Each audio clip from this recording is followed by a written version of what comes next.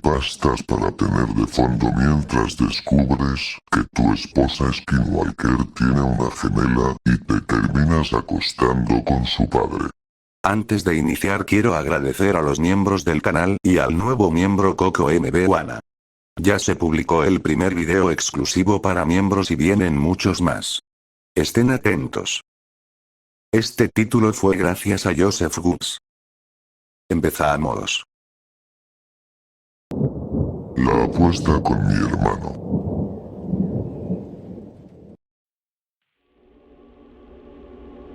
Sí, suena ridículo, pero también tiene 10 años. Al inicio del verano vimos Frankenstein, la versión de 2015, con nuestro papá. Ahora, esa película es una basura, pero Ben quedó obsesionado con ella. Me dijo que él podía hacer eso y yo le dije que no podía. Me preguntó qué le daría si lo lograba. Le dije que podía quedarse con mi alma, que podía usarla para darle personalidad a su monstruo. Sellamos el trato con un apretón de manos. Unos días después lo encontré en su habitación, con motas de algodón blanco por todas partes. Había destrozado sus osos de peluche. Le pregunté qué estaba haciendo y me dijo que estaba experimentando. Papá no estuvo nada contento cuando descubrió que todos sus juguetes de peluche estaban despedazados. Los tiró a la basura y castigó a Ben. Por un tiempo, todo pareció terminar ahí. Pero más tarde, esa misma semana, fui a verlo. Había estado demasiado callado en su habitación y me pregunté en qué andaría. Estaba sentado al borde de su cama jugando FIFA. Sonrió al verme entrar y me hizo una pregunta extraña. ¿Cuánto tiempo tiene que estar enterrado alguien antes de que esté muerto? Si está enterrado, ya está muerto. Oh, dijo, y volvió a su juego. ¿Por qué preguntas? Le dije, pero su cara ya se había transformado en un gesto de furia mientras gritaba insultos por los audífonos de su consola. Oye, sin malas palabras, qué suerte que papá no te quitó el juego. Lárgate. Me gritó con todo el dramatismo preadolescente. Ese fin de semana no causó problemas. Me pidieron que lo llevara al parque, lo cual no me molestó, solía hacerlo. Lo empujé en los columpios hasta que llegó uno de sus amigos con sus padres. Ben me dijo que me fuera. Siempre quise ser el hermano mayor genial, pero desafortunadamente era el hermano nerd que llevaba su Switch a todas partes. Así que me senté en una banca mientras Ben y su amigo jugaban. 10 minutos después, escuché gritos. Miré hacia arriba y vi a Ben recogiendo puñados de astillas de madera, forzándolas en la boca del pobre niño e intentando enterrarlo. La madre del niño estaba furiosa cuando llegué corriendo. Me disculpé una y otra vez y prometí contarle a papá lo que había pasado. No lo hice. No podía. Si lo hacía, tendría que explicar cómo se le ocurrió la idea, y Ben podría delatarme. ¿En qué estabas pensando?, le pregunté, haciéndolo caminar con su bicicleta de regreso a casa. Era el único castigo que podía darle, odiaba caminar. Quería hacer un Frankenstein. Sacudí la cabeza. Quise decirle que Frankenstein era el doctor y no el monstruo, pero me contuve. No puedes hacer lo que hiciste. ¿Entiendes por qué está mal? No dijo nada. Es un niño, igual que tú. Yo no soy un niño, dijo, y supe que estaba a punto de hacer un berrinche. ¿Cómo te sentirías si alguien te hiciera eso? Me encantaría. Podría ser como Frankenstein.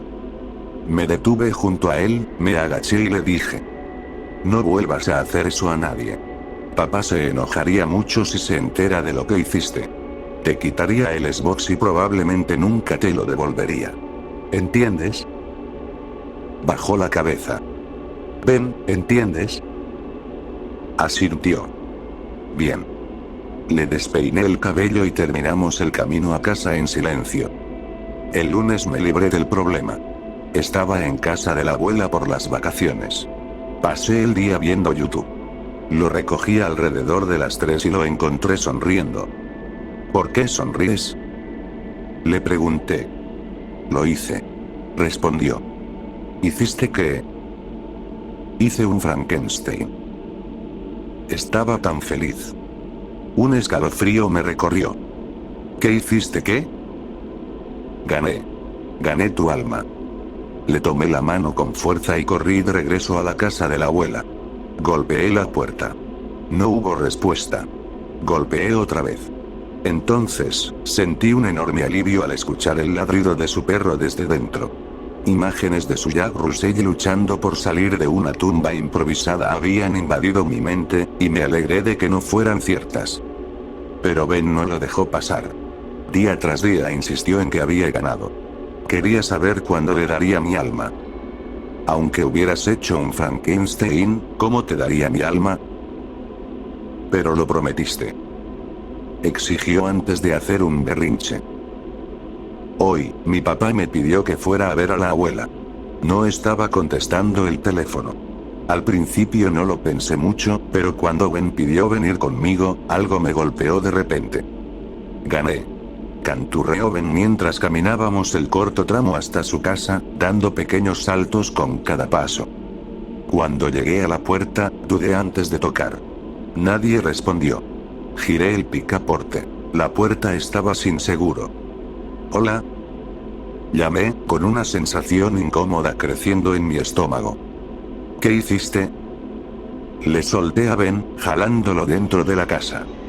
Oye, eso duele. Apreté su mano, sintiendo una mezcla de rabia y pánico.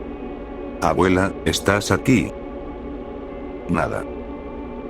Nos movimos por la casa lentamente, llamando por las escaleras y hacia la cocina, sin recibir respuesta. A través de la ventana trasera, vi a su perro cavando. Abrí la puerta del patio. «Hey, amigo, ¿qué haces?», le pregunté al perro, que en cuanto me vio olvidó lo que estaba haciendo y corrió hacia mí. Ben soltó su mano de la mía y comenzó a acariciarlo. «Hola», dijo la abuela, sentada en la mesa del jardín. Me quedé helado, no esperaba verla viva. «Qué lindo verte, he estado un poco decaída últimamente. Papá me pidió que viniera a verte». Qué amable de su parte. ¿Por qué no has estado contestando el teléfono? Sus ojos se llenaron de lágrimas. «Ben, ¿quieres un helado?». «Sí», exclamó él con una gran sonrisa, completamente ajeno a la tristeza evidente de la abuela. Ella tomó su mano y lo llevó adentro. «¿Qué pasa?», pregunté. «No he visto a tu abuelo en un par de días, nunca había hecho eso antes». «¿Has llamado a la policía?». «No, debería». «Sí, abuela, si está desaparecido, tienes que hacerlo». «Oh, está bien. Pero primero le daré su helado».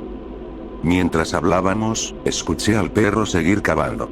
La abuela le entregó el helado a Ben y se fue a buscar su teléfono. «¿Qué buscas, amigo?», pregunté, acercándome con cautela. Me arrodillé junto al perro, observando cómo sus patas removían la tierra frenéticamente. La sensación de angustia regresó. Al principio solo vi un trozo de tela azul, mezclilla, unos jeans. Luego, una bota negra algo sucia. Ben lamió su helado. «Gané», dijo. Con aprensión, rasqué la tierra con las manos, destapando lentamente lo que esperaba que fuera solo basura enterrada. «Gané», repitió Ben. «No has ganado nada». Lo reprendí. «¿Qué ganaste, Ben?». La abuela estaba parada en el jardín. «Hice un Frankenstein», respondió él. «Eso suena divertido», dijo ella con una sonrisa. «¿Sí, quieres conocerlo?». «Me encantaría», dijo la abuela. «Abuela, creo que ya nos vamos». «¿Tan pronto? Pero, ¿y el Frankenstein?». Ella le sonrió a Ben. «¿Sí?», exigió. «¿Ya llamaste a la policía, abuela?». «Sí, van a devolverme la llamada».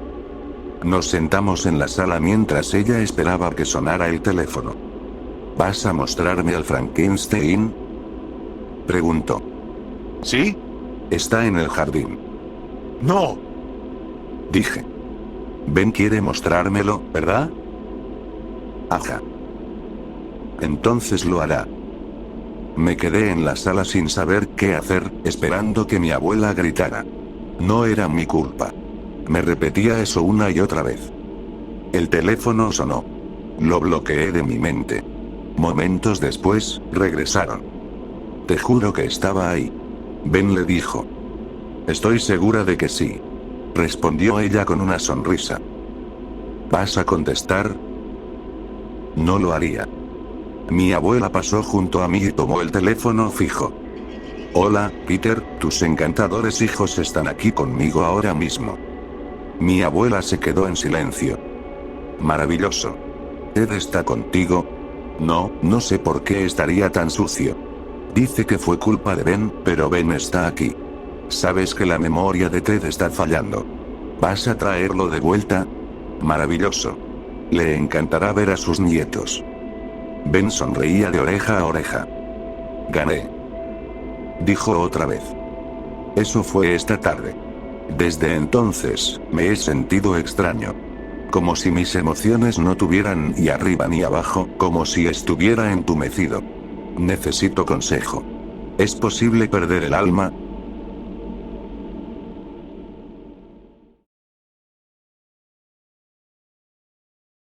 Morí por minutos y conocí el cielo.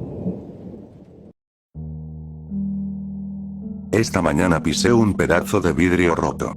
Fue lo más aterrador que me ha pasado en la última década. Lo sé, no suena muy escalofriante. Pero lo es. Solo necesitas un poco de contexto y verás a qué me refiero. Cuando nos mudamos a la granja, pensamos que habíamos encontrado nuestro pequeño paraíso. Tras horas de viaje, llegamos a la espectacular carretera junto al fiordo. Aún recuerdo el suspiro de Eva cuando salimos del túnel. La granja estaba ubicada en un rincón hermoso de la costa oeste de Noruega, en el fondo de un fiordo.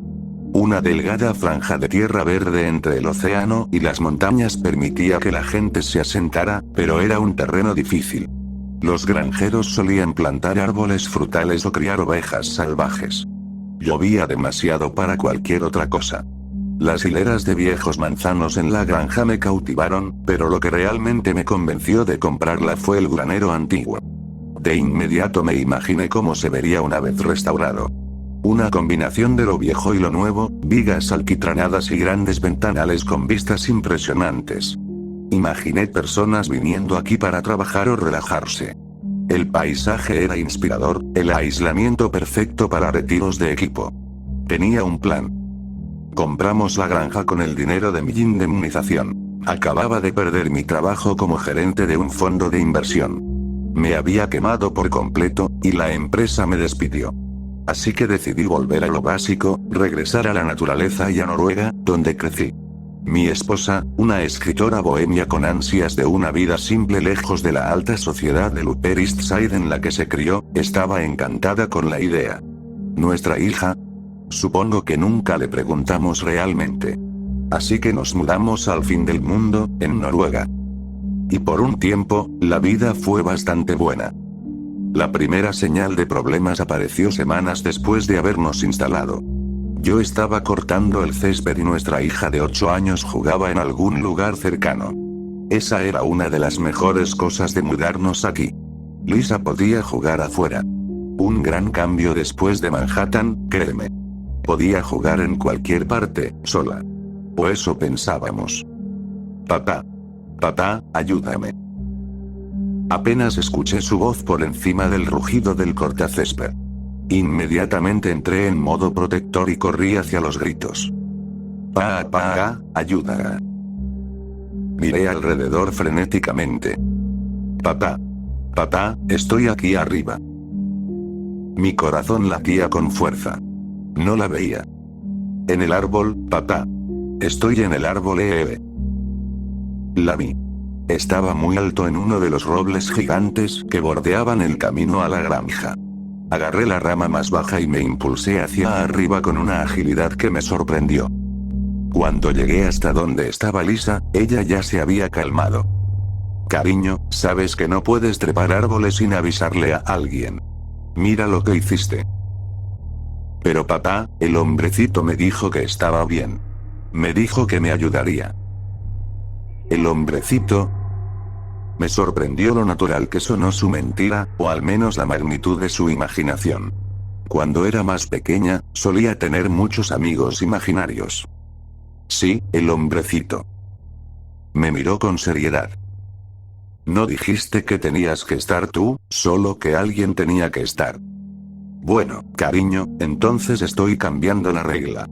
O mamá o yo tenemos que estar presentes. Pero no puedes enojarte conmigo ahora porque acabas de cambiar la regla.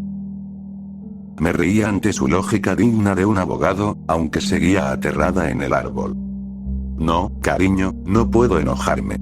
Ahora baja con cuidado a la siguiente rama y te ayudaré a bajar. Esa fue la primera vez que escuchamos sobre el hombrecito. No sería la última. Cada vez que Lisa se metía en problemas, lo culpaba a él. Al parecer, era bastante travieso. Al principio nos parecía tierno y gracioso, pero pronto perdió su encanto. Lisa no solo seguía desafiando las reglas y haciéndonos pequeñas bromas, lo cual ya era molesto, sino que también nos preocupaba su aparente incapacidad para asumir la responsabilidad de sus acciones. Un día la encontré llorando en la escalera, con mi caja de herramientas tirada en el suelo. Había intentado subirla y se le cayó en el pie. Por supuesto, había sido culpa del hombrecito. En realidad, había sido su idea. No quiso decirme para qué necesitaba las herramientas, solo que el hombrecito tenía un plan. Y que iba a ser muy gracioso. Quizás no deberías ser amiga del hombrecito, cariño. No parece un amigo muy bueno. Oh, pero tengo que ser su amiga. Él vive aquí. Es su granja. Dijo con naturalidad. Dice que tenemos que ser amables con él o dejará de ayudarnos. Fruncí el ceño. Aquello no sonaba como una amistad imaginaria muy saludable. La cargué y la senté en mi regazo, revisando su pie. Parecía estar bien. Mi esposa salió de la habitación que había designado como su oficina y me lanzó una mirada de tenemos que hablar de esto. Supongo que ambos nos dimos cuenta de que Lisa no se estaba adaptando bien a la vida aquí. Pero no quería lidiar con eso ahora. No hoy. Creo que finalmente terminé todos los trámites para la renovación del granero. Le comenté a Eva, intentando cambiar de tema. ¿El granero? Respondió con fastidio. Luego suspiró y trató de mostrarse interesada. Oh, sí. El granero. Se supone que es un trámite sencillo, ¿no? ¿Qué pasa con el granero? Interrumpió Lisa. Papá quiere renovarlo. Queremos hacer habitaciones para que podamos tener un tipo de hotel aquí. Le expliqué con entusiasmo. A veces, la magnitud del proyecto me abrumaba. En ese momento, el granero viejo y destartalado parecía sacado de una película de terror. Torcido, con huecos entre las tablas desgastadas, ventanas rotas y suelos inclinados. También estaba lleno de herramientas antiguas y, probablemente, bueno, seguro, de ratas. Eva insistía en que lo derribáramos por completo, pero yo tenía una visión. ¡No! Exclamó Lisa. Papá, no puedes. ¿Por qué no, cariño? Porque ahí vive el hombrecito. Dijo. Quizás se había encariñado con el granero como su zona de juegos. Cariño, el hombrecito puede seguir viviendo ahí, puede tener una de las habitaciones. Traté de jugarle el juego. No, papá, no le va a gustar. Le gusta el granero así. Le gusta que todo siga igual, como antes. Lo siento, pequeña, pero eso es lo que pasará. Le dije, y luego miré a Eva. No, no es tan sencillo. Convertirlo en un B&B requiere un permiso completamente nuevo. Creo que ya lo resolví. Dios, ese granero feo. Aún creo que deberíamos demolerlo y empezar de cero. Sé que piensas eso. Respondí. Pero quiero conservar la mayor parte posible. Tiene un encanto rústico increíble. Más tarde, vi lo que parecía un gnomo de jardín en el césped. Eva ahora tenía gnomos de jardín. Siempre me parecieron extrañamente inquietantes. Esa noche, Eva sacó el tema de Lisa y estuvimos de acuerdo en que quizás necesitaba un terapeuta. Al día siguiente, Eva me despertó gritando. Cariño, la luz de la cocina no funciona. Me deslicé fuera de la cama y caminé descalzo hacia la cocina. Una vez allí, me apoyé en el marco de la puerta y jugueteé perezosamente con el interruptor unas cuantas veces. Bostecé y me rasqué la cabeza. La bombilla era nueva, se supone que dura años. Esas de ahorro de energía y todo. Lo sé, quizás sea un problema con el cableado. ¿Puedes revisarlo? A menos que sea la bombilla, sabes que no hay nada que pueda hacer, ¿verdad? No soy precisamente un electricista. Aunque no creo que el cableado falle de repente. Me acerqué a la lámpara que colgaba sobre la mesa de la cocina. Sujeté la pantalla y traté de desenroscar la bombilla. Salió con demasiada facilidad. Fruncí el ceño y la atornillé de nuevo. La luz se encendió. «Oh, gracias», exclamó Eva. Espera, pero la bombilla estaba suelta, eso es raro, ¿no? Un escalofrío me recorrió la espalda. Es el hombrecito. No quiere que arruines el granero, dijo Lisa detrás de mí. Di un salto. No la había escuchado entrar en la habitación. ¿Por qué no podía inventarse un amigo imaginario menos espeluznante? Cariño, ya hemos hablado de esto. No hay ningún hombrecito, y no puedes usar el granero como sala de juegos. Es el proyecto de negocios de papá, explicó Eva. Pero sí es real, insistió Lisa con voz frenética. Vive en el granero y no quiere que cambies nada. Mis ojos se encontraron con los de Eva, quien arqueó una ceja. Esto no podía ser bueno. Martín. El agudo grito de Eva me despertó a la mañana siguiente. Con esa esposa, definitivamente no necesitaba despertador. Lisa, rompiste este vaso, gritó. Maldita sea, lo pisé. Martín, ven a ayudarme. Me levanté de la cama sin hacer ruido y caminé arrastrando los pies hacia la cocina. Voy, murmuré, frotándome los ojos. Lisa, está bien, pero tienes que decirme estas cosas. Es peligroso. Lo sabes. Pero yo no fui. Lisa, yo no lo rompí, y tu padre estaba dormido. ¿Sabes qué significa eso? Que fuiste tú. Eva sonaba molesta. No fui yo. Seguro fue el hombrecito. Seguro está enojado contigo. No deberías haber dicho eso del granero. Un escalofrío me recorrió la espalda. Siempre me han parecido inquietantes los amigos imaginarios, y la idea de un hombrecito jugando con Lisa era bastante perturbadora. Lisa, tienes que hacerte responsable de tus acciones, cariño. La voz de Eva era más calmada ahora. ¿Qué pasó?, pregunté al entrar a la cocina. Eva estaba sentada en una silla, con la pierna izquierda sobre la derecha, examinando su pie descalzo. No había sangre. Apenas se veía el trozo de vidrio incrustado en su piel. Pisé un pedazo de vidrio. ¿Puedes ayudarme? ¿Necesita puntos o algo así? ¿Es profundo? Sabes que dicen que no hay que sacarlo, ¿verdad? No me hables como si fuera tonta. Me espetó, claramente con dolor. Míralo. ¿Qué crees? Me acerqué, me agaché y examiné la herida. Como si tuviera idea de si era demasiado grande para sacarlo. Honestamente, creo que deberíamos llevarte con un doctor. No sabemos qué tan grande es. El doctor está a horas de aquí. ¿Y la niña? Maldije mentalmente. Supongo que la llevamos. Me giré hacia Lisa. ¿Lista para un viajecito, pequeñita? Así que ese domingo nos fuimos de paseo familiar a la sala de emergencias.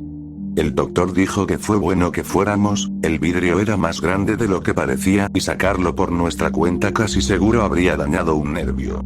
Mencionó que estaba en un ángulo muy extraño. Casi como si alguien lo hubiera colocado apuntando hacia arriba a propósito. Tienen una suerte pésima. Se rió. Y así siguió todo. El cortacésped se descompuso y casi me corto tratando de usar la guadaña. Una tabla floja en las escaleras del sótano casi manda a Eva a la muerte, pero alcanzó a sujetarse del pasamanos justo a tiempo. Lisa, en cambio, sí se lastimó. No sé cuánto tiempo estuvo tirada bajo el árbol cuando la encontré. No noté que se había ido. Tenía puestos los audífonos. No escuché si gritó. Me di cuenta de que no estaba cuando llegó la hora del almuerzo. Para entonces, ya había dejado de gritar. Supuse que estaba trepando árboles otra vez.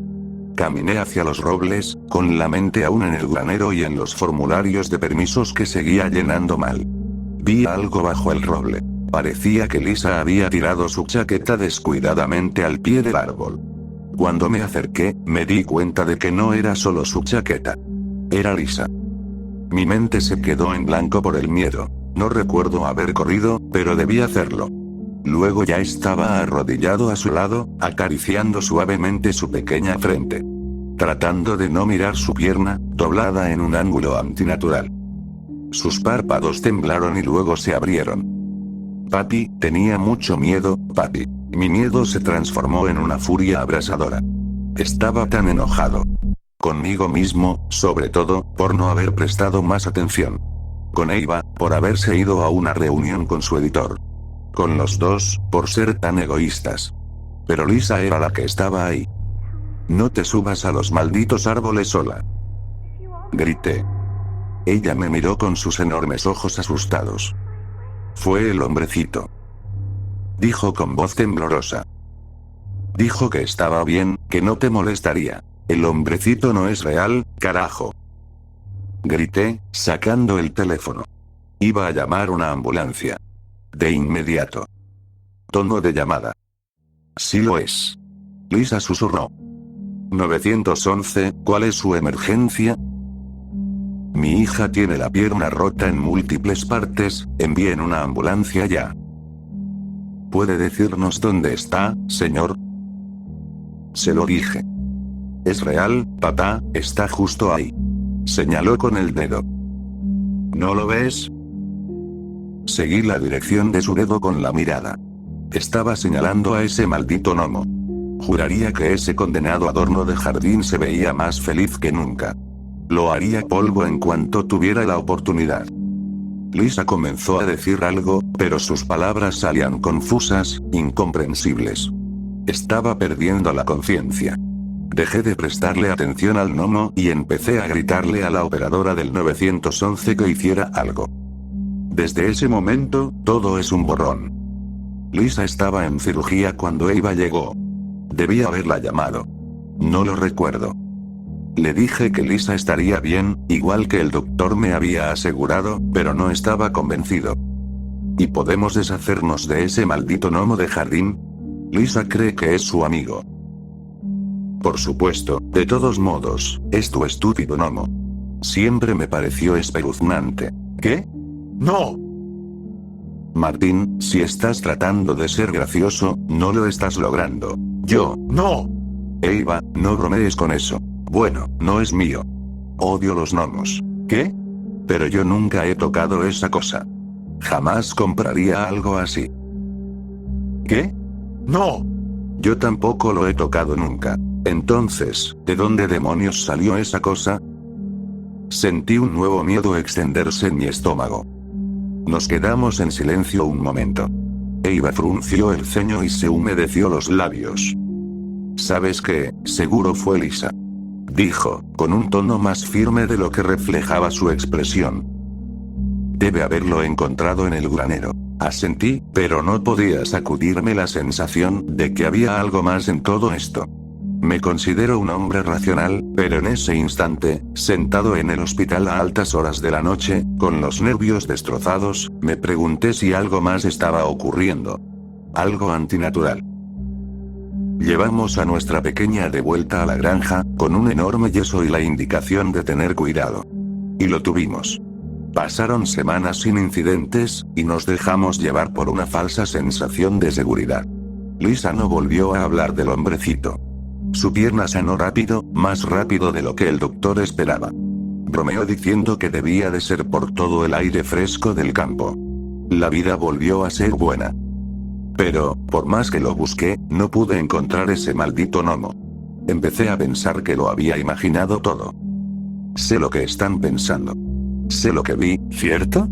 Lo escribí con claridad hace unos párrafos. Y ahora estoy actuando como esos idiotas de las películas de terror o los matones de videojuegos que reciben un disparo en el pecho y lo atribuyen a su imaginación. Pero pónganse en mi lugar. ¿De verdad creerían que un gnomo de jardín psicópata estaba pasando el rato con su hija y diciéndole que trepara árboles? ¿O pensarían que todo fue una serie de desafortunadas coincidencias y tratarían de seguir adelante? Sí, eso pensé.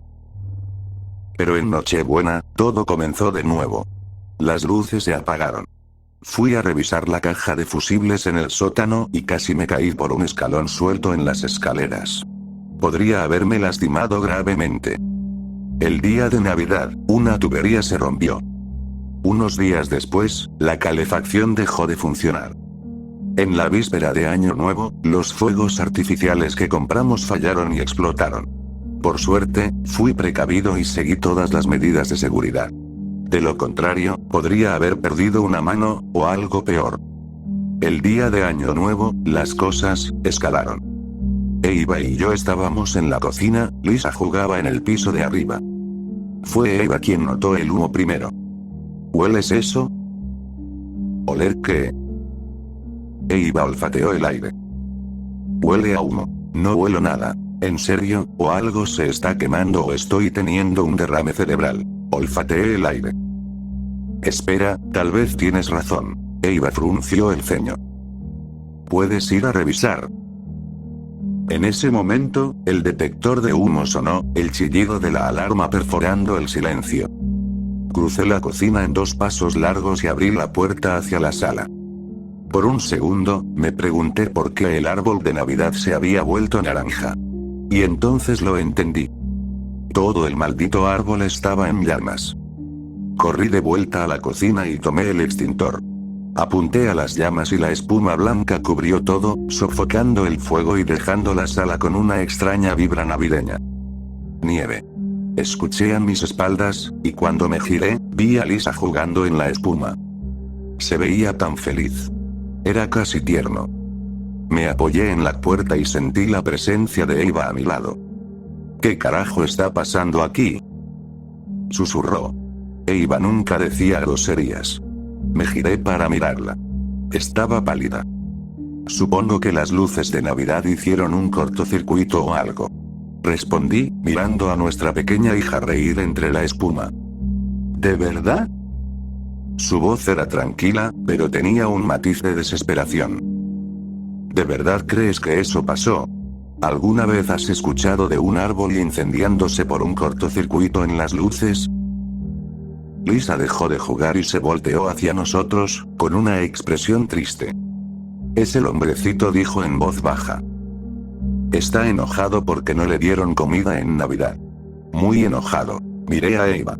Sus ojos, muy abiertos, se encontraron con los míos, luego ella volvió a mirar a Lisa. Oh.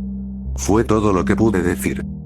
Lisa, cariño, ¿qué tienes en la mano?, preguntó Eva, y en ese momento noté que la niña estaba aferrando algo en su pequeño puño. Lisa levantó el brazo lentamente y abrió los dedos. En su palma descansaba un encendedor antiguo. El hombrecito me lo dio, dijo, sonriendo. Sentí que algo se me revolvía en el estómago. La escena era extrañamente inquietante. La niña cubierta de polvo blanco, con el árbol de Navidad carbonizado y las paredes ennegrecidas de fondo. Lisa, ¿jugaste con eso aquí? No, el hombrecito lo hizo. Él encendió el árbol. Lisa, ¿hiciste esto? No, fue el hombrecito. Respondió con más fuerza, frunciendo el ceño. No le agradas.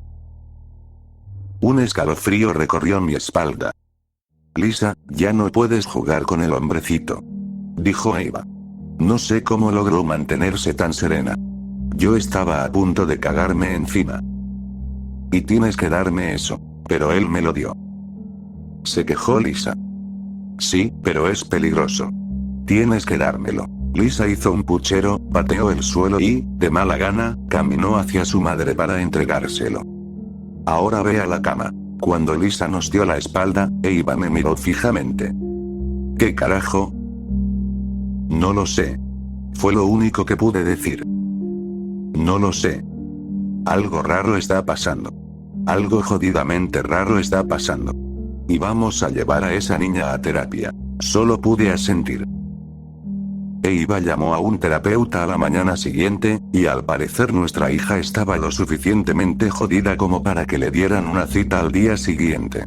Aparentemente, culpar a tu amigo imaginario por un incendio provocado es una mala señal. Salieron temprano en la mañana hacia la ciudad, antes de que yo despertara. Lo sé por la llamada. Esa llamada que me despertó. Esa llamada que destrozó mi mundo en un instante. Esa en la que me dijeron que mi esposa había tenido un accidente, que el auto patinó sobre hielo, chocó contra la pared de roca, y que ahora tanto ella como mi hija estaban en estado crítico. No estoy seguro de cómo llegué al hospital ese día. Era un viaje de 5 horas, pero no tengo memoria de él. Recuerdo haber salido de la granja, recuerdo haber visto las marcas de los neumáticos en la carretera y los restos del coche. No a más de 10 minutos de nuestra casa. Había un patrullero y una grúa. El auto de Eva estaba destrozado. Pero no había hielo. Y luego estaba en el hospital, esperando. Me dijeron que Eva probablemente estaría bien. Eva se recuperaría, pero Lisa no lo logró. Mi pequeña murió en la mesa de operaciones. Rompí una silla. La lancé contra la pared. Y luego me desplomé en el suelo y lloré. Eva despertó después de una semana. No recordaba el accidente. Tuve que decirle que había matado a nuestra hija. Me gustaría decir que lo expresé de otra manera, pero no lo hice. No recuerdo haber estado enojado con ella, no exactamente. Pero mató a nuestra bebé. Lo hizo. Amaba a Eva, entonces, ahora, siempre, pero ella mató a Lisa. Hicimos un pequeño funeral para nuestra hija en la capilla del hospital. Una semana después, pude llevar a Eva a casa. Esa noche, después de tomarse los analgésicos fuertes que le recetaron, Eva se giró hacia mí. «Oye, Martín», dijo con cautela. ¿Sí? ¿Recuerdas a la mujer que nos vendió esta casa? Fruncí el ceño. La mujer era la sobrina del granjero fallecido. La recordaba muy bien. Su piel dorada, su cabello rubio y brillante, su figura curvilínea, digamos que dejó una impresión. Pero dudaba que eso fuera a lo que Eva se refería. Sí. ¿No dijo algo sobre el granero? ¿Lo hizo? Dijo algo sobre que su tío quería dejarlo como estaba. Oh, sí, por el Nise. Me reí. La risa sonó vacía. Ella no dijo nada. Espera, no me digas que vas a empezar a creer en esas cosas. Dije. ¿Te estás volviendo loca? Eso ni siquiera es creencia local. Nadie cree en eso ya. Es como volverte supersticiosa pero con siglos de retraso. No me hables con condescendencia. Sé que suena absurdo, pero... Se interrumpió. Han pasado demasiadas cosas extrañas, ¿no crees? Así que la conclusión lógica es que la granja está siendo atormentada por un maldito gnomo de jardín, ¿verdad? No un gnomo de jardín, un Nise. Ni siquiera sabes qué es un Nise. Se supone que no intentan quemarte la casa, solo te juegan bromas y, bueno, si no los tratas bien y no cuidas la granja. ¿Y lo hemos hecho? ¿Cuidarla bien? No estaba seguro si hablaba de la granja o del Nise. Cariño. Dije, exasperado. Y se supone que tampoco son reales, ¿no? ¿Qué sabemos? Tal vez nos tocó uno psicópata. Eva, no digas tonterías. Me voy a dormir. Tal vez deberíamos quemar ese maldito granero hasta los cimientos. Matar a ese pequeño bastardo. Quemarlo todo y largarnos a Hawái. Quemarlo todo. Estaba completamente ida por los medicamentos. Sí, claro. Pero no ahora. El doctor le había ordenado a Eva que guardara reposo, y seguía lo suficientemente mal como para no poder desobedecerlo aunque quisiera. Sus analgésicos eran lo bastante fuertes como para tumbar a un caballo. Sin embargo, a la mañana siguiente, parecía un poco menos inclinada a creer en cuentos de hadas. Martín. Susurró cuando salí de la habitación. Aún así, creo que deberíamos mudarnos. Y quemar ese granero. quemar ese maldito granero. Y se quedó dormida de nuevo. No iba a incendiar el granero, pero en mi fría rabia contra un mundo que me había arrebatado a mi hermosa hija, decidí empezar a trabajar en esa maldita cosa yo mismo. Me había cansado de esperar por los equipos de construcción, los permisos, todo. Solo necesitaba hacer algo, cualquier cosa. El primer día saqué toda la basura que aún estaba en el granero.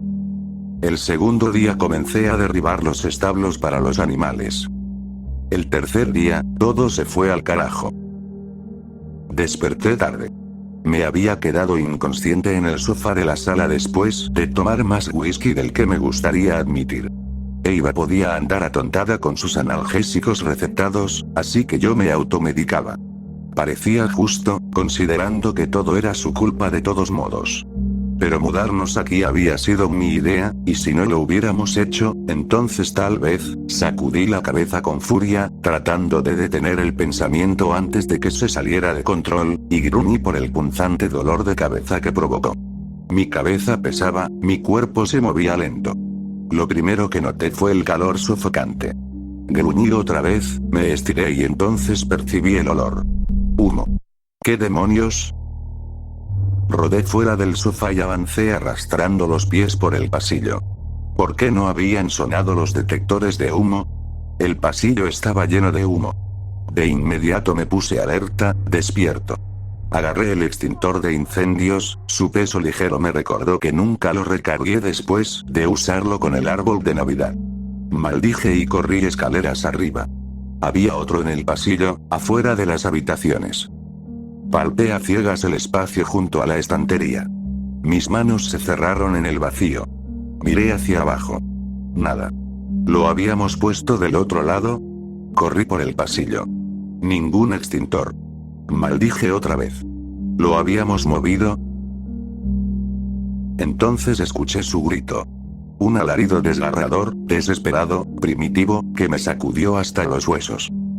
Martín. Martín. Está aquí, va a matarnos, Martín. Es real. Es real. Su voz se volvió más frenética. Abre la maldita puerta. Martín, ayúdame. Eva estaba en nuestra habitación. La puerta estaba cerrada con llave. Tiré del picaporte con todas mis fuerzas, intenté patearla desesperadamente. Eva, no puedo. Martín, por favor. Está en llamas, todo está en llamas, voy a morir, Martín. Su voz era frenética, aguda, llena de pánico. Ayúdame. Intenta la ventana. Está atascada. Dios, está atascada, está atascada. Sácame de aquí. Voy por el hacha, aguanta. No, no me dejes. Martín, quédate. Quédate. Sus súplicas desesperadas me siguieron mientras corría por el pasillo. Salí disparado al cobertizo, buscando un hacha, cualquier cosa. Ninguna de mis herramientas estaba donde las había dejado. ¿Qué? No sé qué me hizo correr al granero, pero lo hice. Y ahí encontré todas mis herramientas. El hacha, el mazo, todo, apilado en el centro del suelo. No tuve tiempo de detenerme a pensar por qué, solo agarré el hacha y el martillo y corrí de vuelta por el patio hasta la casa en llamas. Las llamas rugientes se habían extendido a la escalera, lamiendo las paredes, tiñendo toda la habitación de negro y naranja. El calor era insoportable. Me quedé paralizado. No había forma de que Eva siguiera viva. La realización me golpeó como una ola gigante, dejándome completamente vacío. Como si alguien hubiera arrancado todas mis emociones, destripándome por completo. Solo me quedé ahí, mirando las llamas. Eva, perdida, igual que Lisa. Una risita. ¿Qué? Eva estaba viva. Eva. Grité. No hubo respuesta. Eva. Corrí hacia las escaleras, puse un pie en el primer peldaño y apenas logré lanzarme hacia atrás cuando toda la escalera se desplomó. Agua. Necesitaba agua. Así se apagan los incendios. Corrí a la cocina, tomé un balde de debajo del fregadero. Mi cerebro aturdido por el humo aún no aceptaba la inevitabilidad de lo que estaba pasando. Abrí las llaves del agua, nada. No salía nada. Mi determinación comenzó a ceder ante el pánico, luego ante la apatía, la aceptación. No había forma de salvar a Eva. No había forma de salvar la casa. Un balde de agua no habría servido de nada. Lo único que quedaba por salvar era la cáscara vacía de lo que fuera que quedaba de mí. Ni siquiera me molesté en correr fuera del infierno ardiente. Solo caminé lentamente hasta los escalones del porche y me dejé caer ahí, mirando sin ver. Se me ocurrió que debía llamar a los bomberos. Había sido un año inusualmente seco, y no quería provocar un incendio forestal. Aún recuerdo ese único pensamiento lúcido en la neblina de aquel día. Me informaron que tardarían al menos 1 hora en llegar. Colgué y comencé a llorar. Entonces lo escuché de nuevo. La risita. Miré alrededor, confundido. Una carcajada aguda, ronca, resonó en el patio. Miré a mi alrededor con desesperación. Y ahí, en la ventana del granero, finalmente lo vi. El hombrecito. El maldito gnomo de jardín. El Barniser del que me habían advertido. Su cabeza apenas asomaba por la ventana del segundo piso, pero podía ver su pequeño rostro torcido en una mueca de diversión pura. Su gorro rojo temblaba con la risa. Sus ojos diminutos y brillantes estaban fijos en mí. Me señaló con un dedo y se carcajeó aún más fuerte. Mi corazón martilleaba en mi pecho, mi aliento se atoró en mi garganta. Era real. Aquel viejo granjero no era supersticioso, él simplemente sabía. Sabía que no debías meterte con el granero. Solo me quedé ahí, mirando mientras el pequeño monstruo reía y reía y reía. Un fuerte estruendo detrás de mí me alertó de que mi casa se estaba derrumbando entre las llamas.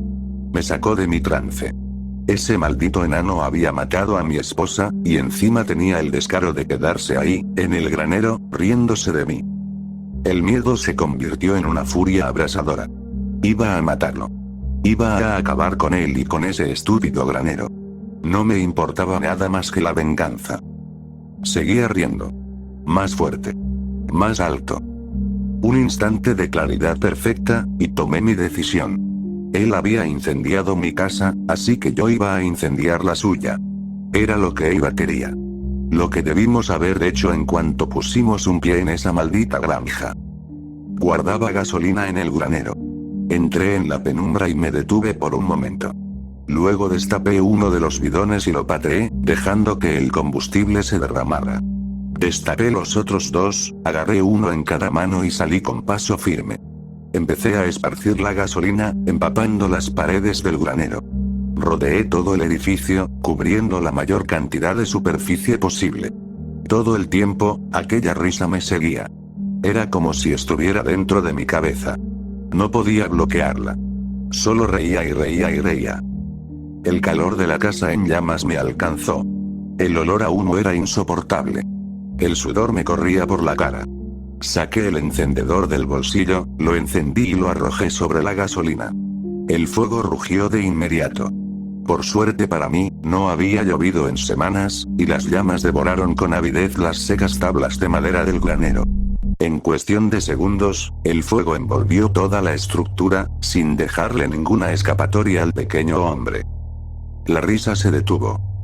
Un grito se alzó por encima del rugido del fuego. Un grito de agonía, de tristeza, de derrota. De furia y odio. Sonreí. Él había destruido todo lo que yo tenía para proteger ese maldito granero. El grito subió de tono y desesperación. Podía escucharlo arder hasta la muerte ahí dentro. Y yo me reí. Él arruinó mi hogar, yo arruiné el suyo. Ojo por ojo. La vieja manera. Todavía estaba ahí, de pie, sonriendo, con un bidón de gasolina en la mano, cuando llegó el camión de bomberos. No recuerdo si intenté explicarles lo que pasó, pero cualquier cosa que hubiera dicho no habría cambiado el hecho de que me encontraron con el arma humeante en las manos, por así decirlo. Sí recuerdo haber intentado explicárselo a los policías cuando me dijeron que estaba acusado de incendio premeditado y asesinato en primer grado. Y luego al psiquiatra que me declaró incapaz de enfrentar un juicio y me encerró en un hospital psiquiátrico. Traté de explicarlo una y otra vez. Como Lisa, culpé al pequeño hombre de todo lo que decían que yo había hecho. Y, como a Lisa, nadie me creyó.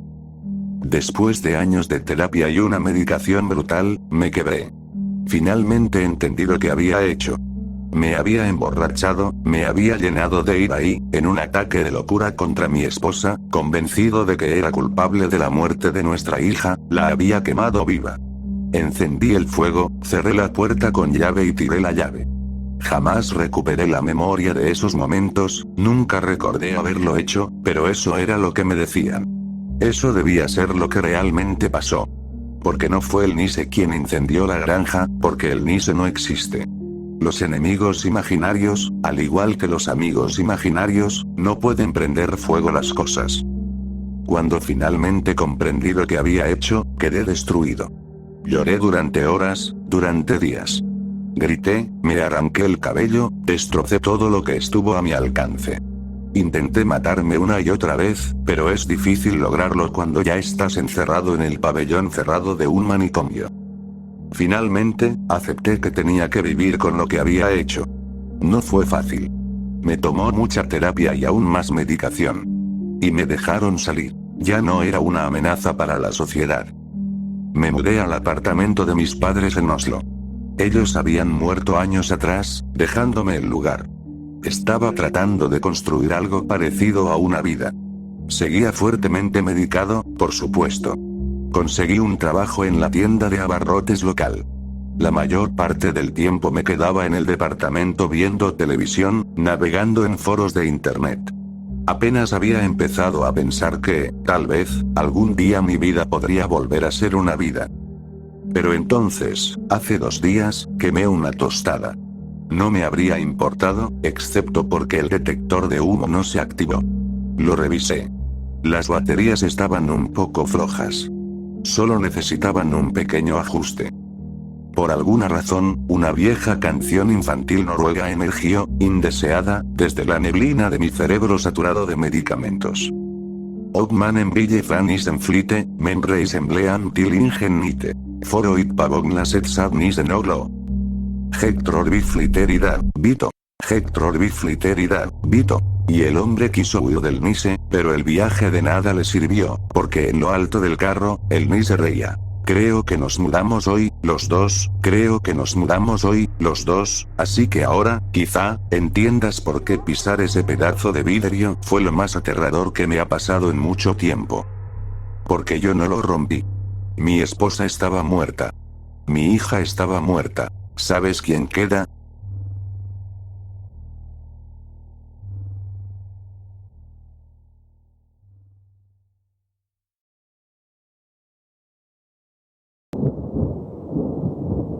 El Nise.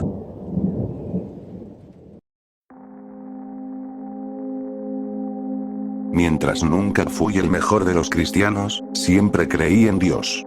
No me veías en la iglesia todos los domingos, pero hacía un esfuerzo decente por asistir en Pascua y en la misa de Navidad.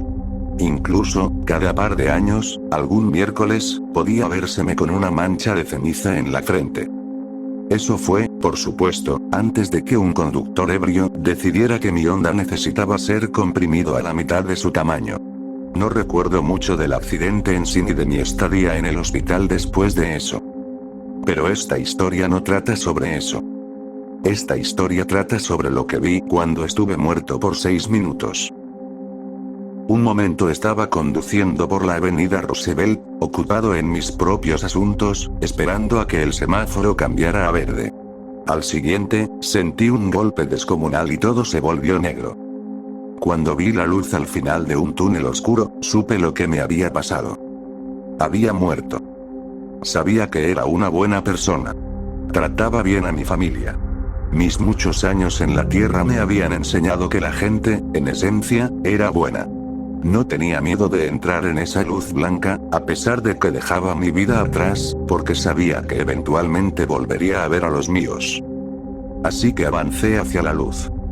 Lo siguiente que supe fue que tenía un cuerpo físico. Sentía una ligera brisa sobre mi piel y la suavidad de una cómoda camisa y pantalón holgados.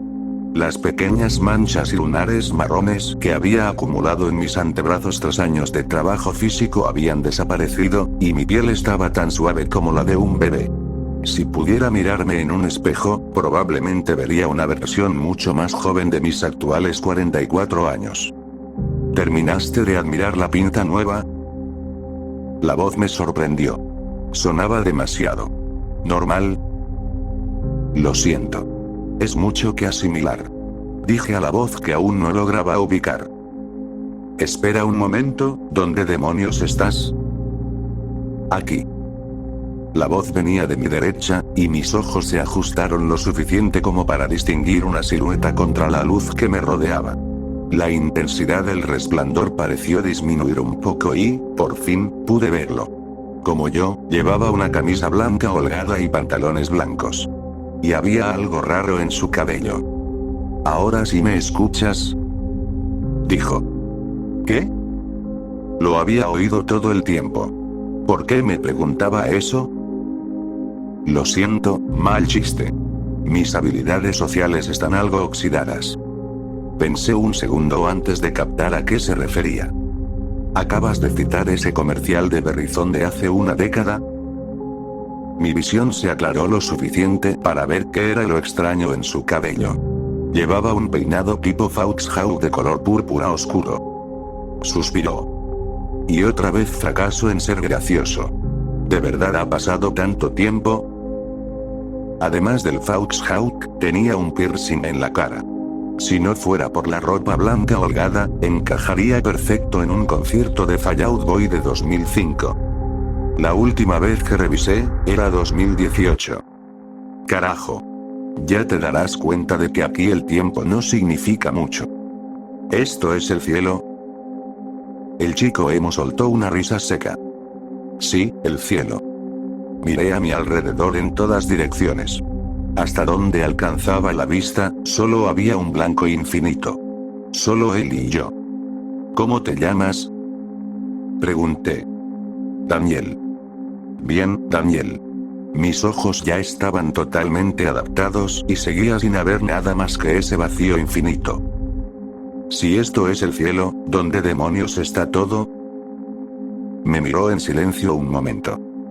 Parece que no soy el único haciendo malos chistes ahora. Respiré hondo para calmarme antes de gritarle a lo que supuse era un ángel, un psicopompo, o lo que demonios fuera este tipo. ¿El cielo es estar parado contigo en un vacío blanco por toda la eternidad?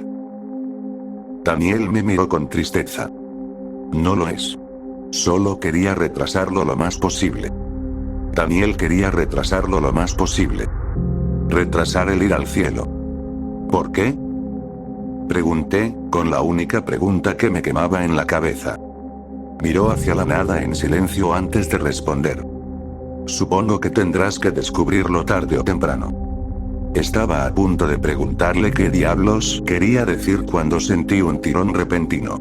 Esa sensación en el estómago como cuando una montaña rusa cae desde 100 metros. Y de pronto, había una puerta frente a nosotros. Altos pilares blancos se elevaban hasta donde mi vista no alcanzaba. Entre los pilares, muros de mármol resplandeciente se extendían hacia los cielos. ¿Qué carajo acaba de pasar? Casi caí al suelo por el cambio repentino de ubicación y la aparición de esas murallas que parecían desafiar cualquier lógica. Eso. Señaló los muros con un gesto resignado. Es a donde vamos. Lamentablemente. Daniel. Una luz resplandecía en lo alto del muro y la señalé. ¿Qué es eso?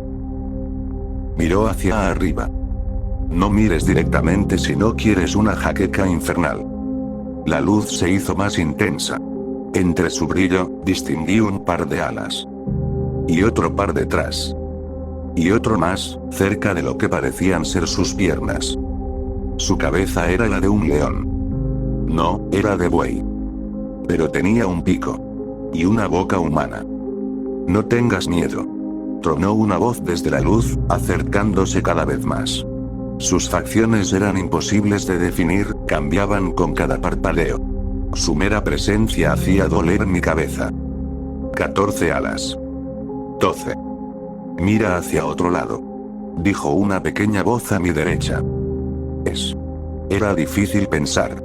¿Dónde estaba? ¿Qué estaba mirando? ¿De verdad tenía tantas cabezas?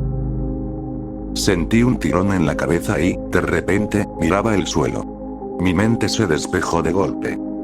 Perdón, siervo, aún no sabe cómo funcionan las cosas aquí.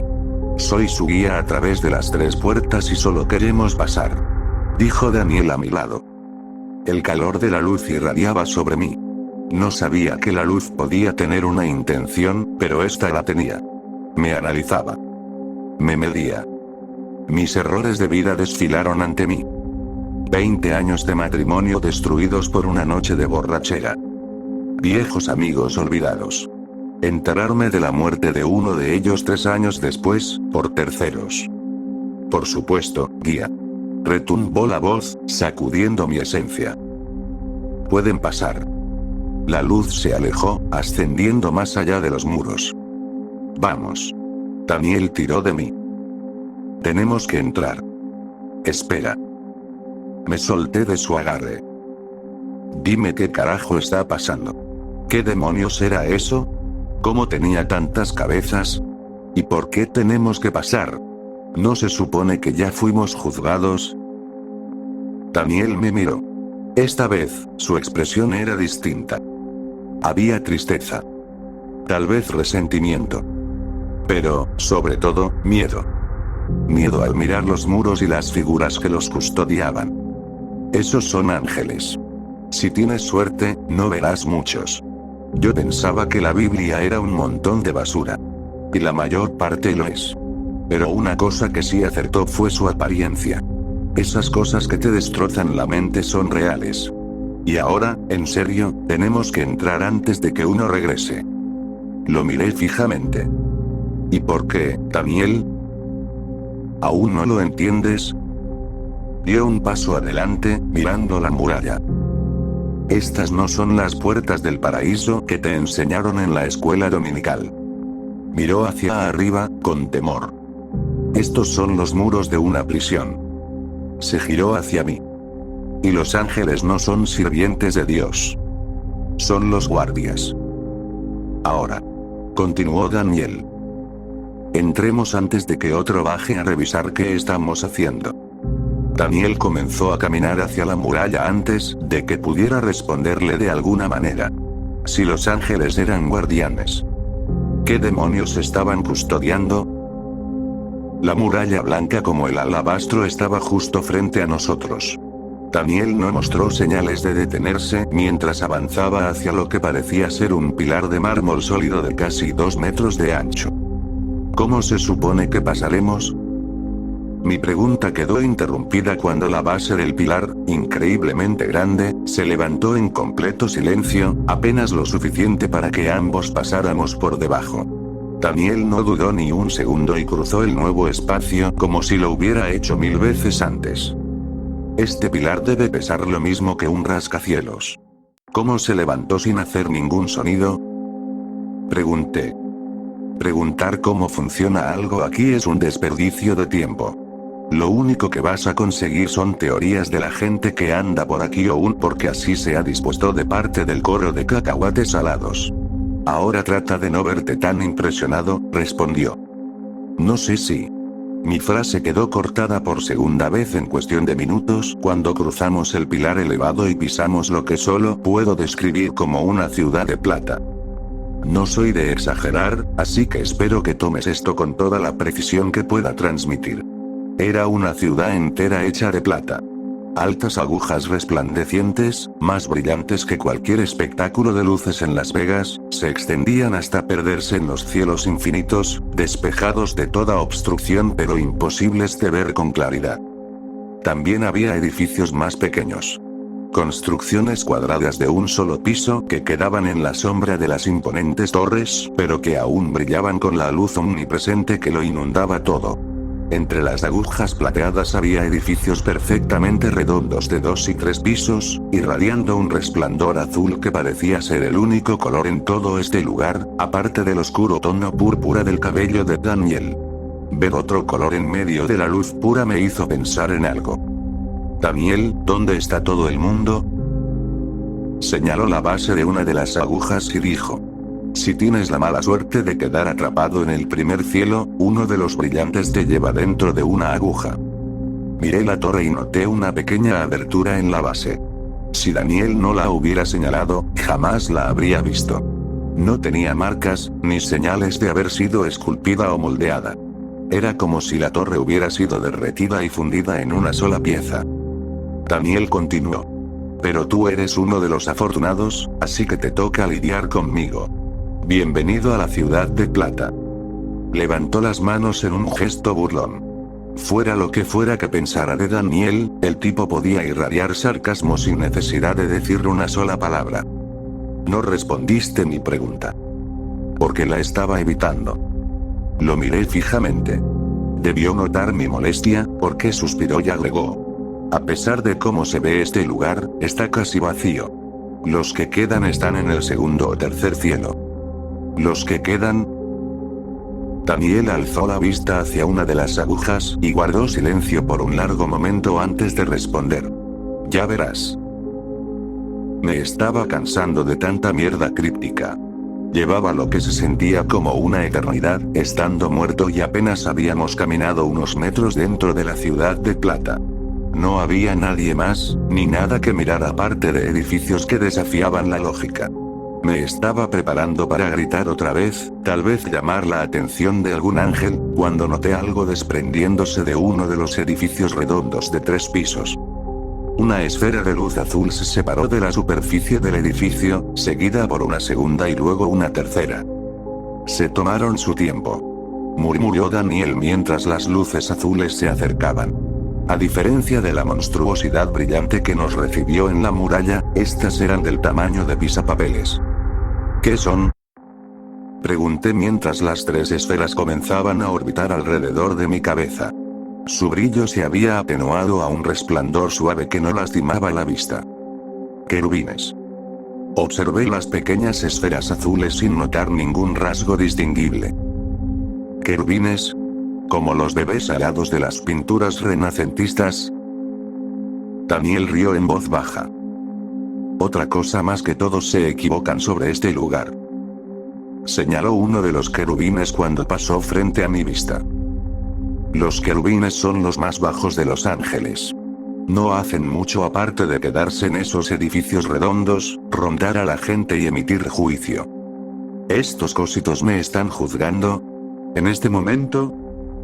Miré una de las esferas con desconfianza mientras flotaba a mi izquierda. Juicio. Con J mayúscula. No te preocupes demasiado. A estas alturas es solo una formalidad. Si había algo de qué preocuparse, era el serafín que te juzgó en la entrada. Lo entendí de golpe.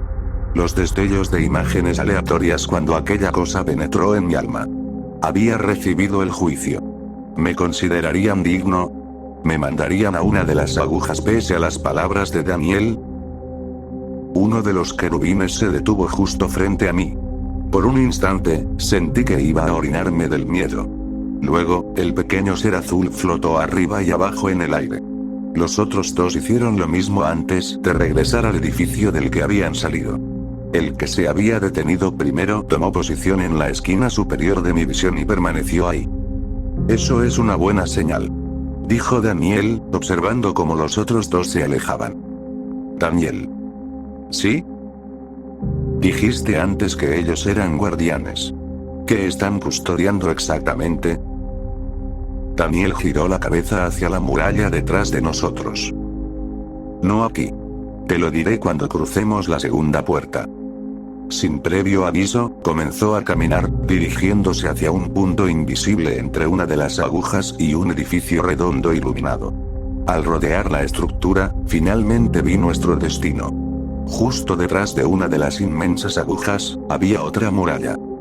Al igual que la que rodeaba la ciudad de plata, parecía estar hecha de mármol blanco puro. Pero a diferencia de la primera, esta solo medía unos 30 metros de alto. En vida, jamás habría descrito algo así como pequeño, pero al parecer, la muerte altera un poco la percepción. Lo preocupante de esta muralla, sin embargo, era la presencia de los llamados serafines, sentados en los pilares que rompían la blancura perfecta. Igual que el de la entrada, estos irradiaban una luz cegadora. Recordé las palabras de Daniel y me aseguré de no mirarlos directamente, no fuera que mi mente se fracturara y mi alma fuera hecha trizas. O lo que sea que pasó en la primera puerta. El querubín que había estado a mi lado voló hacia el pilar más cercano, donde el cegador resplandor de un serafín lo absorbió. Daniel me lanzó una mirada preocupada. A partir de ahora, cuida lo que dices. Ese pequeño bastardo azul está escuchando y viendo todo lo que hagas. ¿Qué se supone que no debo? Calla. Daniel me interrumpió, luego alzó la vista con un gesto tenso antes de susurrar. Escúchame. Esa cosa no es tu amigo. Piénsalo como un micrófono espía. Si dices algo indebido, volará directo hacia el serafín más cercano. Un resplandor azul se desprendió de la luz blanca. Y no quieres llamar su atención. La luz del serafín creció, abarcando el horizonte, y entonces una voz resonó desde la muralla con una fuerza que habría hecho temblar montañas. El juicio ha sido emitido y se te ha considerado digno de entrar al segundo cielo. La luz se hizo más intensa. En el siguiente instante, todo se volvió blanco. Podrías haberme dicho que eso iba a pasar, carajo. Grité mientras tanteaba a mi alrededor en busca de algo que me orientara. Sin previo aviso, la cegadora luz desapareció de repente, y vi algo que me sorprendió aún más que las agujas plateadas y los ángeles más altos que el infinito. Personas. Bienvenido al segundo cielo, dijo Daniel. Había gente por todas partes. Cientos y cientos de personas de pie, cada una vestida con ropa blanca y acompañada por un querubín azul brillante. Todos parecían estar esperando algo, inmóviles y en silencio.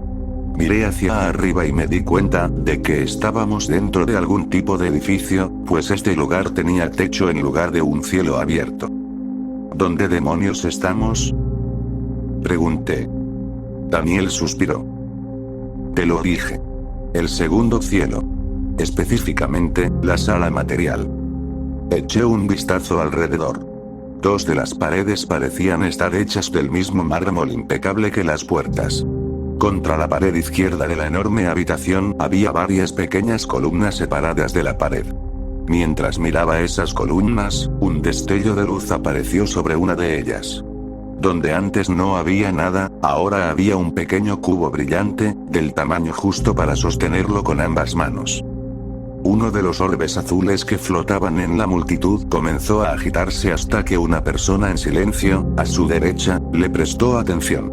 Eso pareció complacer al pequeño bastardo, porque voló hacia el cubo brillante que estaba sobre la columna y comenzó a moverse arriba y abajo. El hombre, que parecía tener unos 20 años y estar en perfecto estado de salud, se acercó y tomó el cubo.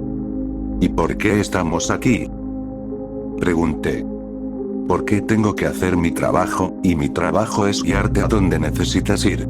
Y necesitas ser guiado a través del segundo cielo. Y eso. Señaló el cubo que sostenía el hombre. Es el material. De ahí el nombre de la sala material. Vi otro destello de luz en otra columna, dejando otro cubo brillante idéntico.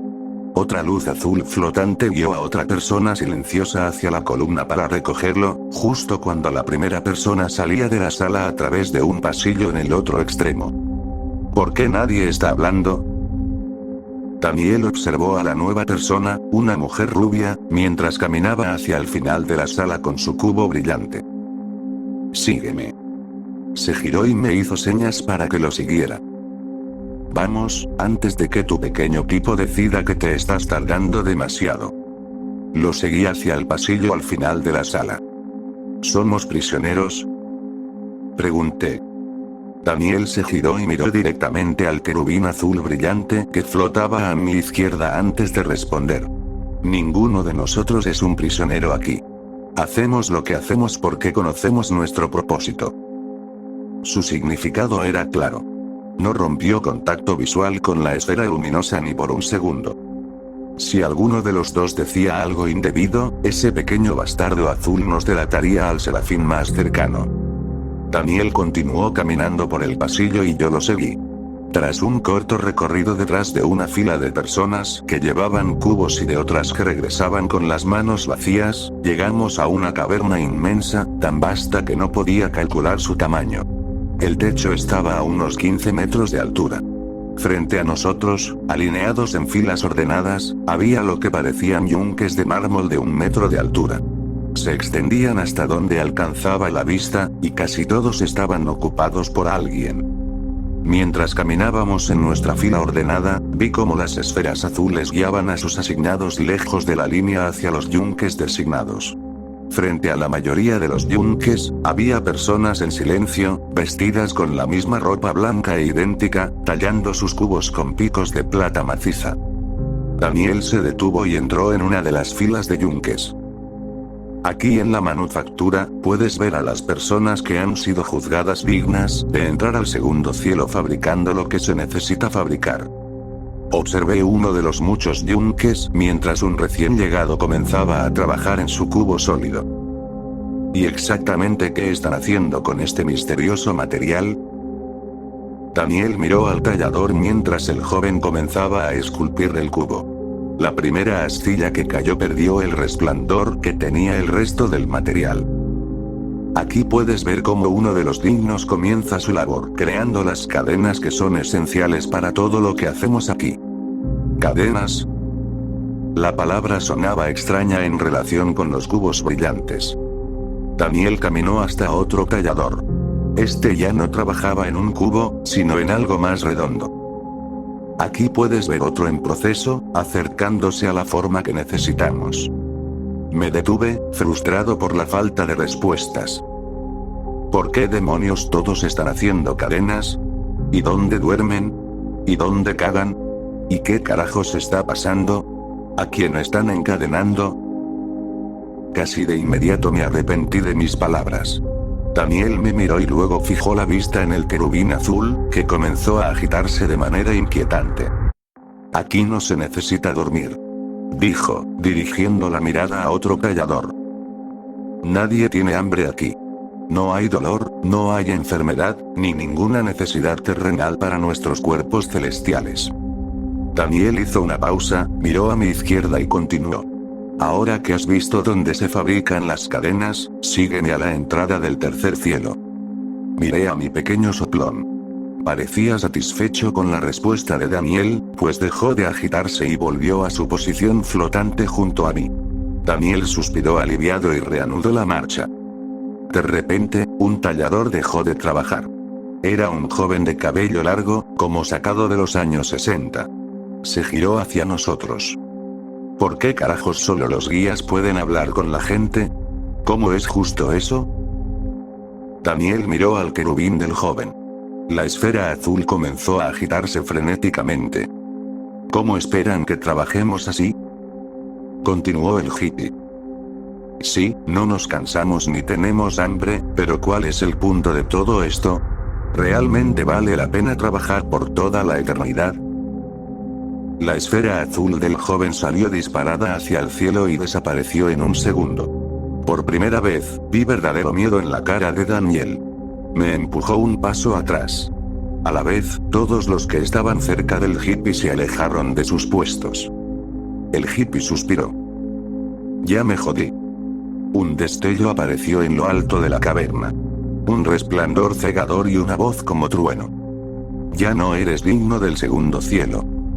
El serafín apareció en el suelo frente al hippie, lo envolvió en su luz y desapareció a través del techo en un solo instante. No quedó rastro. Todo ocurrió en menos de 5 segundos. ¿A dónde lo llevaron? Pregunté. A una aguja en la ciudad de Plata. Daniel continuó caminando. Con la única alternativa de terminar en una aguja desconocida y desaparecer para siempre, no me quedó más remedio que seguirlo. Y entonces, llegamos. Frente a nosotros, al final de un corto pasillo, había una puerta de madera, la primera cosa en este lugar que no estaba hecha de piedra o metal. Y un hombre de pie ante ella. Brillaba. Me sonrió. Guía. ¿Has traído a alguien digno del tercer cielo? Daniel me miró. Sí. El hombre observó a mi querubín, asintió y luego me dirigió una sonrisa. Eres digno de entrar al tercer cielo y recibir la verdad. ¿Quieres saberla? Daniel me hizo una seña desesperada de di que sí. Miré a la fila de personas detrás de nosotros, con sus anillos resplandecientes. No era una elección difícil. Sí. El hombre resplandeciente me sonrió y luego miró a Daniel. Te doy permiso para entrar al tercer cielo, guía. Tu protegido es digno de las tribulaciones. Aparté la vista del hombre resplandeciente y miré a Daniel. ¿Tribulaciones?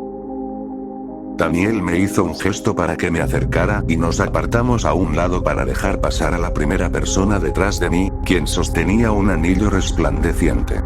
La persona se detuvo junto al hombre resplandeciente, quien tomó el anillo de su mano. Gabriel inspecciona cada anillo en busca de fallas. Observé cómo el hombre resplandeciente, Gabriel, examinaba el anillo en su mano. Un instante después, el resplandor a su alrededor se atenuó y el anillo comenzó a brillar con más intensidad. Luego de otro momento, el anillo volvió a su brillo normal. ¿Gabriel? Dije, mirando al hombre resplandeciente. Él sonrió y me extendió el anillo resplandeciente. ¿El arcángel Gabriel? Gabriel sonrió. Tomé el anillo de su mano, atónito ante la revelación de quien tenía frente a mí. Cuando Gabriel encuentra un anillo satisfactorio, alguien suele estar aquí para llevarlo a través de la puerta. Pero esta vez tuvimos suerte. Dijo Daniel, mirando al arcángel, quien ya estaba inspeccionando otro anillo. Y podremos llevarlo nosotros mismos. Vi cómo Gabriel sujetaba el nuevo anillo con ambas manos y repetía el truco de hacerlo brillar con más intensidad. Pero, a diferencia del que yo sostenía, el anillo en manos de Gabriel primero se agrietó y luego se hizo añicos en 1.000.000 de fragmentos brillantes, que se desvanecieron a medida que su resplandor desaparecía, extinguiéndose por completo. A veces el material no es lo suficientemente fuerte para nuestros propósitos. Ahora, vamos. Dijo Daniel, girándose para abrir la puerta de madera detrás de Gabriel. Al otro lado había una enorme escalera de caracol tallada en la roca que ascendía hacia lo alto. Y aquí vamos. Daniel sostuvo la puerta abierta para que pasara, y crucé sosteniendo el anillo resplandeciente en mis manos. Él cerró la puerta detrás de nosotros y ambos comenzamos a subir la escalera en espiral. Al levantar la vista en los primeros peldaños, solo pude ver la parte inferior de las escaleras perdiéndose en la espiral ascendente. Tenemos un buen tramo por delante, así que si tienes preguntas, ahora sería un buen momento. Dijo Daniel, subiendo a mi lado. Ahora sí podemos hablar. ¿No se supone que el pequeño tipo azul? Señalé al querubín flotando junto a mi cabeza. ¿Nos delatará si decimos algo indebido? Ahora que dejamos el segundo cielo, no hay mucho que podamos decir que los haga enojar. La información en el segundo cielo está restringida. Por su propio bien. Respondió Daniel. Por un momento vi una luz azul flotar arriba antes de que otra persona, una mujer alta con un afro corto, apareciera al doblar la esquina. Daniel le hizo un gesto con la cabeza al pasar, y ella le devolvió una sonrisa. ¿Alguien que conoces? Intenté sonar ligero, ya que Daniel parecía haberse relajado mientras subíamos. Conozco a todos los que viajan por aquí. Es mi carga conocerlos. Cada persona en la caverna por la que pasaste. Cada persona que baja por estas escaleras. He guiado a cada uno de los que han pasado por esta sección del segundo cielo. ¿Cómo es eso posible? Debía haber decenas de miles de personas ahí abajo martillando esas cosas. 144.000. Me corrigió. ¿Cómo es posible? Incluso si nunca durmieras ni hicieras otra cosa, ¿moriste en qué? ¿2005? ¿2006? No tiene sentido. El tiempo es.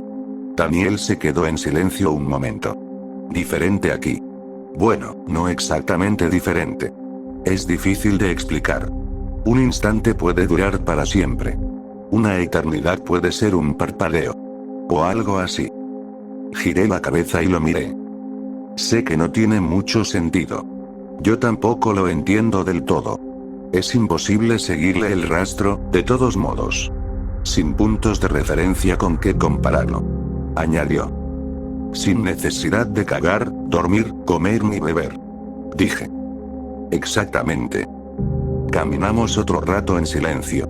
Otra persona pasó junto a nosotros en ese lapso y saludó a Daniel. Él le devolvió un gesto con la cabeza. ¿Qué información es tan peligrosa que la gente atrapada en el segundo cielo no puede saberla? El material y para qué se usa. Se les ha considerado dignos de saber que están forjando las cadenas para contener algo peligroso. Algo tan peligroso que, si escapa, amenaza toda la existencia. Si supieran la verdad, no fabricarían las cadenas. Al menos eso me dijeron. Personalmente, no estoy tan seguro, pero... Suspiró. No soy precisamente el que manda aquí. ¿Entonces quién lo es? Pregunté.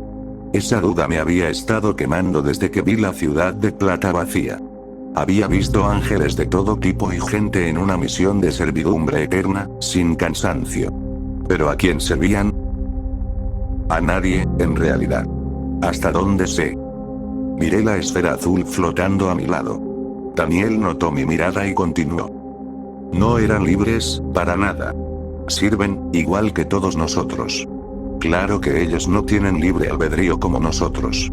La persona que me guió los comparó con algoritmos de computadora. Algunos, como Gabriel, son más complejos que otros, pero al final siguen siendo algoritmos que obedecen un conjunto de reglas que jamás comprenderemos. Una eternidad sin respuestas y con trabajo eterno. Esto suena más a un castigo que a una recompensa. Daniel soltó una carcajada. El infierno es solo la ausencia de Dios. Y ya casi llegamos. Ya me estoy cansando de... Me quedé sin palabras cuando un resplandor cegador nos envolvió. La escalera tallada en la roca finalmente terminó, y emergimos a la superficie de nuestro destino. Lo vi en cuanto salimos a cielo abierto. Esto. Daniel señaló al frente. Es el tercer cielo. Bienvenido al reino de Dios. Frente a nosotros se alzaba una esfera de luz colosal, flotando en el aire, de miles de metros de diámetro. A su alrededor, una intrincada estructura de escaleras de mármol, andamios y pasarelas la rodeaba, permitiendo moverse libremente por toda su extensión. Y eso. Continuó Daniel. Es Dios. Aparté la vista de la esfera y lo miré. Dios. El gobernante de toda la creación. El creador. Dios no gobierna la creación. Dios es la creación. Bajé la vista al anillo brillante que aún sostenía, al pequeño orbe azul flotando junto a mi cabeza, y luego volví a mirar a Daniel. Los ángeles no solo nos vigilan, ¿verdad? Daniel fijó la mirada en la esfera de luz. No. Hizo una pausa. Se quedó observando aquella inmensidad resplandeciente antes de continuar. Poco después de crear la existencia, Dios intentó destruirla. Lo miré, incrédulo. Luego volví a mirar la esfera. Estaba viendo a Dios. A Dios, que quería deshacer su propia creación. Ese anillo que llevas. Señaló la joya en mis manos. Es creencia. Creencia forjada a partir de las almas de aquellos que se niegan a forjar las cadenas. Si no las hacen, se convierten en ellas. Recordé lo que Daniel había dicho antes, al iniciar nuestro camino. Las agujas. Las que vi en la ciudad de plata. Asintió. Pero, es Dios. Susurré. Si Él lo creó todo, ¿cómo es posible? ¿Cómo seguimos existiendo? El único motivo por el que sigue atrapado es nuestra creencia de que Él es un creador que no quiere destruirnos. Pero somos solo su creación, y nuestra fe solo puede retenerlo por un tiempo. Los lazos se debilitan y necesitan reemplazo constante. Tu labor, tu tribulación, es reponer esos lazos cada vez que se rompen. Fue en ese momento cuando entendí el verdadero significado de la palabra verdad. La verdad sobre toda la existencia. La verdad de que Dios creía que había cometido un error. Mierda. Dejé caer el anillo y me llevé ambas manos al pecho. Un dolor agudo me atravesó de golpe. ¿Qué pasa? Daniel me miró con preocupación. Dolor. Fue lo único que alcancé a decir. La sensación ardiente se extendió por todo mi cuerpo, hasta las extremidades. Mis piernas cedieron y caí al suelo, sin fuerzas. Daniel se inclinó rápidamente hacia mí, buscándome los ojos. Sabía lo que estaba pasando. Se veía en su expresión. No te queda mucho tiempo. Mi nombre es Daniel Marsh. Viví en Rochester, Nueva York. Dile a Mary que yo. Su voz se desvaneció cuando la oscuridad lo cubrió todo y dejé de existir. Cuando desperté, estaba en una cama de hospital. Todo mi cuerpo me dolía. Más tarde, el doctor me dijo que tuve suerte de sobrevivir al accidente con el conductor ebrio. Según él, estuve muerto por 5 minutos y 57 segundos. Lo que más me sorprendió fue ver a mi ex esposa dormida en la silla junto a mi cama.